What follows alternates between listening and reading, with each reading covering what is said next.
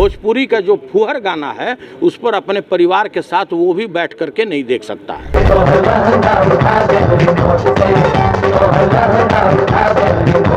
मतलब आप समझ लीजिए कि कोई बोला कि लहंगा उठा दे रिमोट से, तो क्या हो गया भाई, तो गोरखपुर का एमपी हो गया।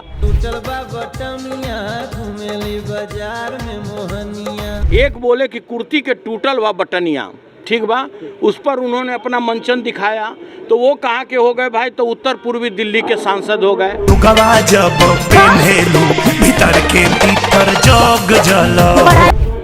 भीतर के तीतर पर गाना गाए और बड़ा अच्छा डांस किए, उस पर खुश होकर के लोग उसको आजमगढ़ का टिकट दे दिया। और मैंने कहा कि ऐसा क्यों हो रहा है इस देश में। भाई हमारे जानते होंगे कि जो भोजपुरी का मिठास है वो कोयल से कम नहीं है। आज मैथिली भाषा का जो लोग बोलता है कि बिहार में बहुत मीठा है, क्या भाई, तो मैथिली भाषा है, भोजपुरी है। और आपको जानकर आश्चर्य होगा कि पूरे देश में 6 करोड़ लोग भोजपुरी बोलते हैं पूरे भारत में, और पूरे विश्व में 25 करोड़।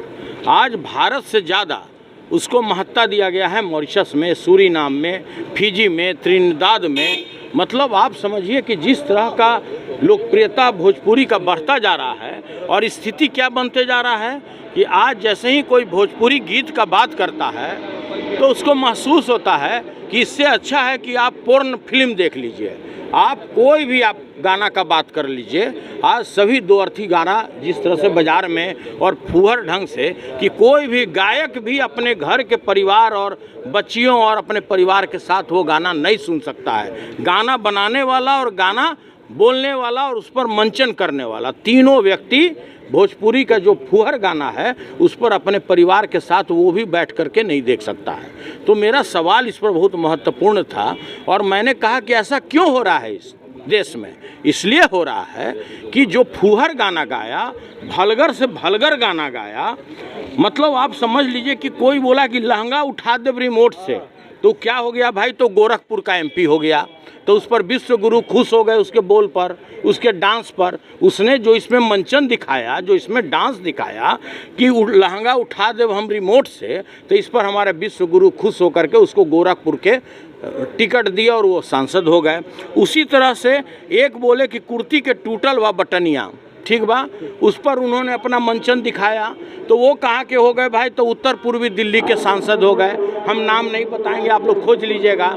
उसी तरह से तीसरा व्यक्ति भीतर के तीतर पर गाना गाए और बड़ा अच्छा डांस किए, उस पर खुश होकर के लोग उसको आजमगढ़ का टिकट दे दिया, वो भी आज सांसद हो गया। तो इसी को देख करके समाज में जो बेरोजगार लोग हैं आजकल अपना अपना पोर्टल खोलकर यूट्यूब पर डालना शुरू कर दिया।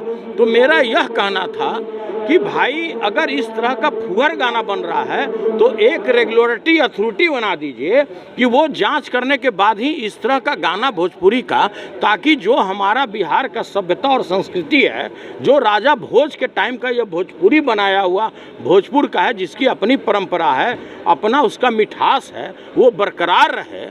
और इस 3 आदमी जो 3 एमपी हो गए और उसका समाज अनुसरण नहीं करे भविष्य में कि भाई फुहर गाना गाने से विश्व गुरु खुश हो जाएंगे और हम भी सांसद बन सकते हैं, और उसी का होर लगा हुआ है, तो इस पर रोक लगना चाहिए। यही मेरा सवाल था। बात कर रहे हैं लेकिन बीजेपी कह रही है आप तो राजनीति कर रहे हैं, इस पे और कुछ नहीं कर रहे। अब भला हम तो ये बता रहे थे सदन में कि अगर मेरा बात अगर गलत हो, अगर हम सत्य नहीं बोल रहे हो, तो हमारे बात को प्रोसीडिंग से हटा दिया जाए। और ये लोग दावा करें, ये लोग चैलेंज करें कि हम गलत बोल रहे हैं। हम तो उस गाने का बोल रहे हैं। हम ये भी बता रहे हैं कि वो 3 व्यक्ति पर विश्व गुरु खुश होकर के कहाँ लोकसभा का टिकट दिए, तो बात हम ये बात बोल रहे हैं। और हम ये भी बोल रहे हैं कि यह गाना पर किसी एडमिनिस्ट्रेटिव ऑर्डर से रोक नहीं लग सकता। जिस तरह से शराबबंदी के लिए कानून बनाया गया, दहेज प्रथा के लिए कानून बनाया गया, उसी तरह अगर कानून बनाने में आप सक्षम नहीं हैं तो कम से कम रेगुलेटरी